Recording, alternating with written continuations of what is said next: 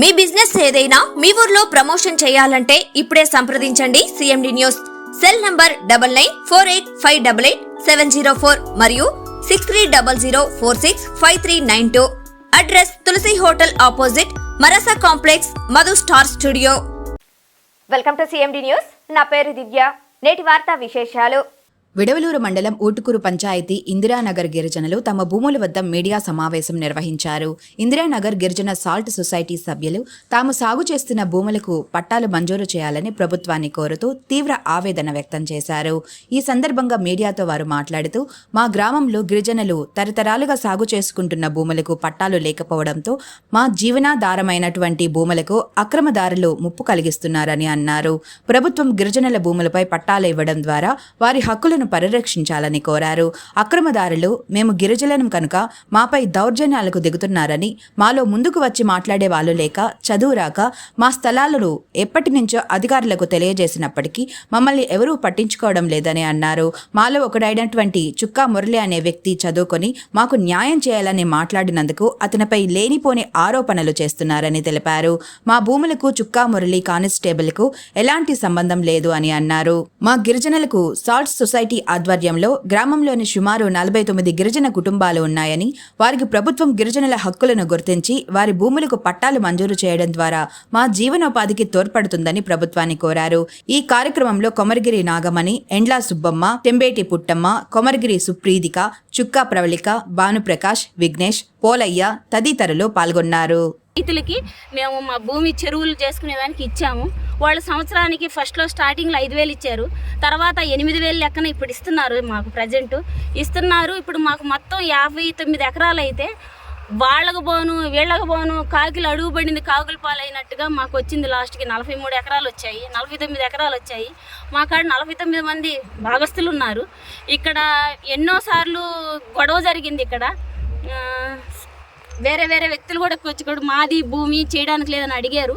గత సంవత్సరం క్రితం కూడా ఈ విధంగా గొడవలు జరిగితే మాది అని పోరాడాము. పోరాడినప్పుడు ఎస్టీ కమిషనర్ సార్ వాళ్ళు, ఆర్డీఓ సార్ వాళ్ళు, కలెక్టర్ గారు, ఎంఆర్ఓ వాళ్ళు మొత్తం ఇక్కడికి వచ్చారు. వచ్చి మా దగ్గర పెట్టి మీ భూములు మీకు పట్టాలు ఇస్తామని చెప్పారు.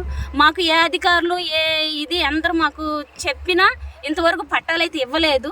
మేమైతే దీన్నే సాగుదలు చేసుకుంటా వచ్చిన వరకే వస్తాయని మేము చేసుకుంటా ఉన్నాము. ఈ 40 సంవత్సరాల్లో జరిగిన ఈ 40 సంవత్సరాల్లో మా వెనక మాకు కూడా భూములు ఉన్నాయనంటూ వచ్చింది. ఒక మిట్ట మీదని ఇక్కడ ఓరుగుంట వాళ్ళు రెడ్లు ఉన్నారు, వాళ్ళది ఇక్కడ భూమి ఉంది. వాళ్ళు కూడా మాతో పాటు భూముల కోసం పోరాడారు. ఎస్టీ కాలనీ ఇంకొకటి ఉంది, శంకర్ నగర్ కాలనీ, అక్కడ కూడా ఇక్కడ 15 మందికి భూములు ఉన్నాయి. వాళ్ళు కూడా మాతోటి వచ్చి మాకు ఉన్నాయని చెప్పి హక్కుదారులు అని చెప్పి వాళ్ళు పోరాడాం.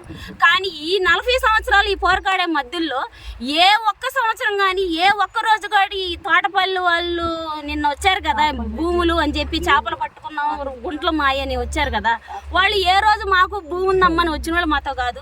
మాకు అసలు భూమి ఉందో లేదో కూడా మాకు తెలియదు.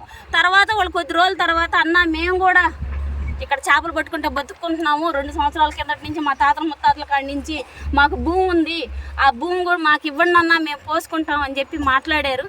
మీదైతే మీరు పోసుకోండి అయ్యా, మాదైతే మేము పోసుకుంటామని మేము మాట్లాడాము. మాట్లాడిన తర్వాత మా భాగస్తులు అందరూ మా ఊరికి మేము చేసుకుంటామని పెద్ద మనుషుల కాడికి వెళ్ళాము.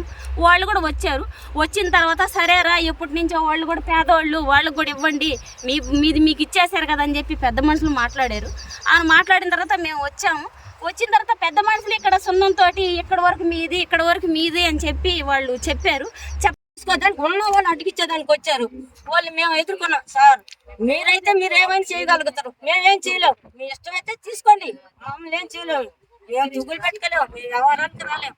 మాకే ఆఫీసుల కాడికి పోయేదానికి అడిగేదానికి కూడా మేము అంత శక్తి మాకు లేదు అని మేము అడిగితే సరేలేరా సర్దుకుని నిలబడి ఉన్న గడ పంచుకుందాం అని చెప్పి ఆగిపోయిన తర్వాత ఇది కూడా మా కొలత వేస్తే ఆడదాకా వచ్చింది.